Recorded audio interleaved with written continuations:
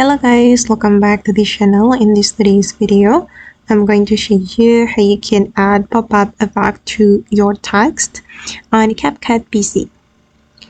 Okay, let's get into it guys. I have created a project on my CapCut PC application, and first of all, I'm going to add text to my project. I'm going to select default text, and for example, I'm just going to type in pop-up text. Alright, and you can change the font if you want.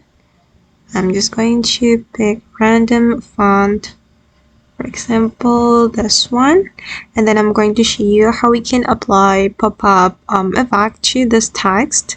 If you want to apply effect, we can go to the animation and then select the animation to get pop-up animation for your text. And here you need to scroll down until you find pop-up, and then you can choose this animation.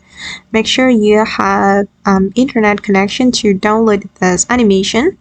And now this animation has been applied to this text, and then we can customize the duration and also the direction as well. You can select the direction which is suitable for your video. And I'm going to choose this one, up direction, and I'm going to increase the duration, and this is the final result. Okay guys, and that's all the way to add pop-up effect to our text on CapCut PC. I hope this video will be useful for you. Thank you so much for watching, and bye!